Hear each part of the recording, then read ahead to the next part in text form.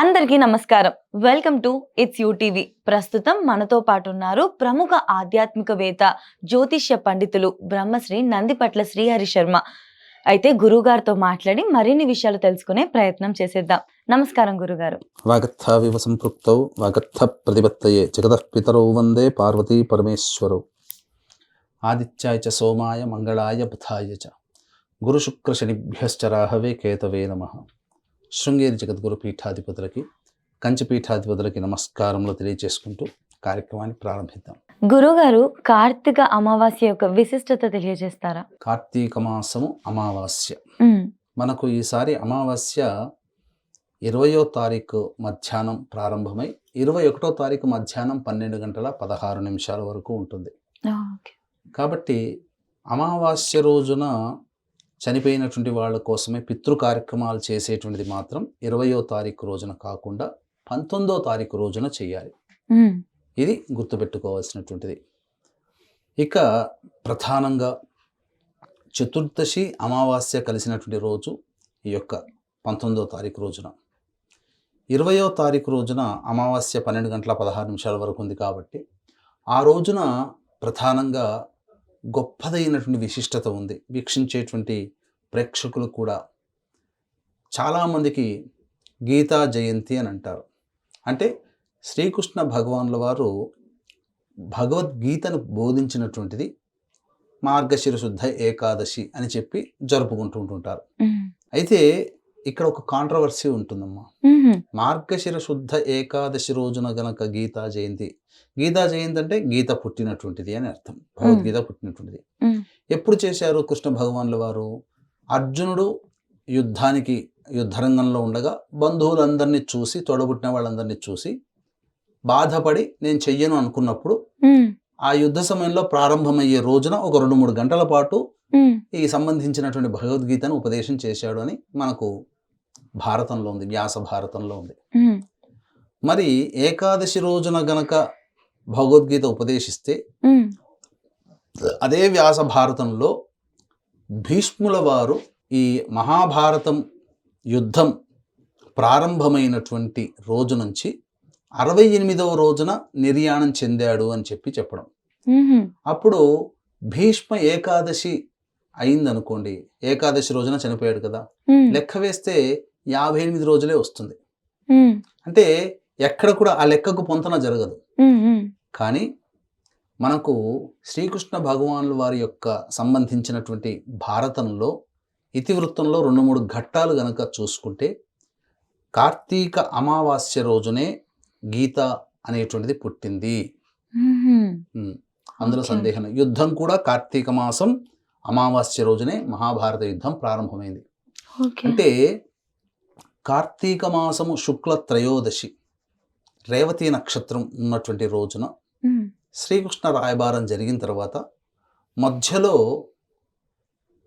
కర్ణుడిని కలుసుకొని మాటామంతి జరిగిన తర్వాత వెళుతూ రేపు జ్యేష్ఠ నక్షత్రంతో కూడుకున్నటువంటి అమావాస్య రోజున మహాభారత యుద్ధం ప్రారంభమవుతుంది, సన్నద్ధం కండి అని చెప్పి కర్ణుడితో చెప్పి వెళ్ళిపోతాడు.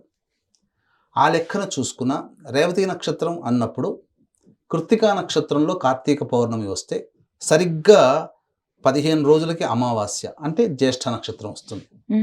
కృత్తిక నుంచి జ్యేష్ఠ నక్షత్రానికి లెక్క వేస్తే 15 రోజులు, 15వ రోజు ఆ రోజు జ్యేష్ఠ నక్షత్రం ఉంటుంది. కాబట్టి అది ఒక వృత్తాంతంగా తీసుకొని, మరియు రెండవది కార్తీక అమావాస్య రోజునే గీత గనక ఉద్బోధన చేస్తే భీష్మాష్టమి అష్టమి తిథి రోజుకి 68 రోజులు పూర్తి అవుతాయి. అష్టమి అంటే 8 కదా. కాబట్టి కార్తీక అమావాస్య కాబట్టి మార్గశిరం, పుష్యం 30 రోజులు. మాఘశుద్ధ అష్టమి 8వ తిథి అంటే 68 రోజులు. ఇక్కడ సరిపోయింది లెక్క. కాబట్టి వీక్షించేటువంటి యూటీవీ ప్రేక్షకులు కూడా ఈ యొక్క గీత అనేటువంటిది పుట్టినటువంటిది మార్గశిర శుద్ధ ఏకాదశి కాదు, ప్రమాణాన్ని అనుసరించిన కార్తీక మాసంలోనే మనకు ఏర్పడింది. ఈ కార్తీక అమావాస్య రోజునే యుద్ధం ప్రారంభమైంది. ఇప్పుడు వీక్షించేటువంటి ప్రేక్షకులు కూడా అడగవచ్చు, యుద్ధం ప్రారంభం చేసిన అమావాస్య రోజున యుద్ధం ప్రారంభం చేస్తారా ఏంటి అని. మంచి పనికి అయితే ముహూర్తము, తిథి, వారము, నక్షత్రం, యోగం, కరణం, వర్జము, దుర్ముహూర్తం ఇవన్నీ చూసుకొని మంచి పని ప్రారంభించాలి. అదే కదా. యుద్ధం అనేది మంచిది ఎలా అవుతుంది? చెడు అవుతుంది.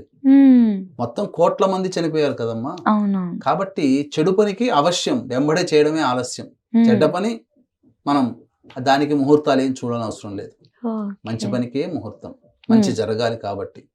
కాబట్టి అమావాస్య రోజునే యుద్ధం ప్రారంభమైందనే మహాభారతంలో వ్యాస భగవానుల వారు రచించారు. అదే మనకు తార్కాణం. ఇది కార్తీక మాసం యొక్క అమావాస్యకు ఉన్నటువంటి విశిష్టత. ఈ రోజున ఎవరైతే ఈ అమావాస్య రోజున భగవద్గీతలోని 9వ, 10వ, 11వ, 12వ అధ్యాయాలు ఎవరైతే పారాయణం చేస్తారో శ్రీకృష్ణ భగవానుల వారి యొక్క దివ్య అనుగ్రహం వారికి కలిగి వారి సమస్యలు అచిరకాలంలోనే నెరవేరుతాయి. ఇది చెప్పబడి ఉంది. భగవద్గీత పారాయణం గనక చేస్తే ఈ 9, 10, 11, 12 అధ్యాయాలు చేయాలి. ఇక రెండవ విషయం గనక మనం ఆలోచించుకున్నట్లయితే 19వ తారీఖు, 20వ తారీఖు ఖచ్చితంగా పితృదేవతలకి ఆరాధన అనేటువంటిది చేయాలి. కాబట్టి 20వ తారీఖు రోజున అమావాస్య గురువారం ఉంటుంది కాబట్టి ఆ రోజున విశాఖ నక్షత్రం కూడా ఉంది. కాబట్టి తండ్రి లేని వాళ్ళు తమ యొక్క పితృదేవతల యొక్క ఆత్మశాంతి కోసమై పిండ ప్రదానం చేయవచ్చు. అలాగే స్వయంపాక దానం ఇవ్వవచ్చు. లేదా బ్రాహ్మణుని పిలిపించుకొని కనీసం తర్పణాది కార్యక్రమాలైనా చేయాలి.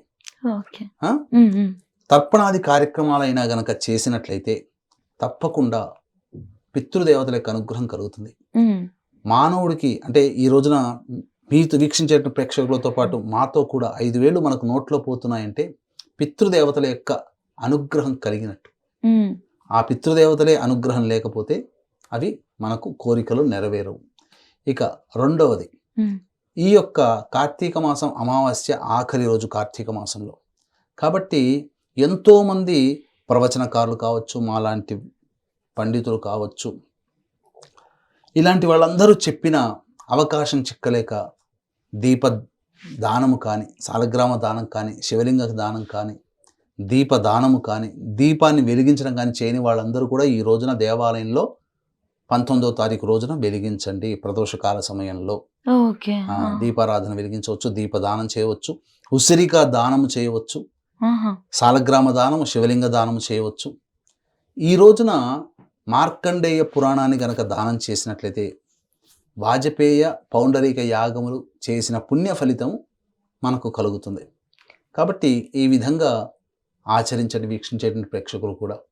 గురుగారు, ఇప్పుడు మనం కోరుకున్న కోరికలన్నీ కూడా నెరవేరడానికి ఆ రోజు పాటించాల్సిన విధి విధానాలు ఏంటి అంటే, మీరు చెప్పినట్లు ఈ మాసం మొత్తం కూడా కుదరని వాళ్ళు వెళ్ళి దీపదానం, ఉసిరిక దానం లేదా దీపారాధన ఇవన్నీ చేసుకోవచ్చు అంటారు. దీంతో పాటుగా మన పీఠం ఆధ్వర్యంలో 20వ తారీఖు రోజున శ్రీశైల క్షేత్రంలో జాతకరీత్యా కలుగు అన్ని రకాల సమస్యల నివారణకి, మరియు ఇప్పుడు శని గురుగ్రహాలు మారినటువంటి కారణం చేత 12 రాశుల్లో జన్మించినటువంటి వాళ్ళకి కూడా సమస్యలు ఉన్నాయి. కాబట్టి ఆ సమస్యల నివారణకై సర్వదోష నివారణ పూజలు, హోమాలు జరిపించి శక్తిపాతము చేసినటువంటి కరుంగలి మాల ఇవ్వడం జరుగుతుంది.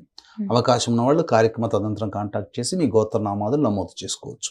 ఖచ్చితంగా గురుగారు. కార్తీక అమావాస్యాన్ని అందరూ కూడా ఈ మాసం అంతా కూడా పూజ చేయలేని వాళ్ళకి ఒక మంచి అవకాశం అనే చెప్పొచ్చు కదా గురుగారు. ఇంకా అంతే కదమ్మా, ఈ రోజు చేయలేనటువంటి వాళ్ళు మళ్ళీ వచ్చే సంవత్సరం కార్తీక మాసం వరకైనా చేయాలి. కాబట్టి సంవత్సరం పాటు వెయిట్ చేయడం కంటే కనీసం ఈ అమావాస్య రోజునైనా కానీ పితృదేవతలకి దారి చూపే విధంగా కనీసం దేవాలయంలో కానీ ఇంటి ఆవరణలో కానీ దీపాలు మనం వెలిగించాలి. ఖచ్చితంగా. ధన్యవాదాలు గురుగారు. సర్వం శ్రీ ఉమామహేశ్వర పరబ్రహ్మార్పణమస్తు.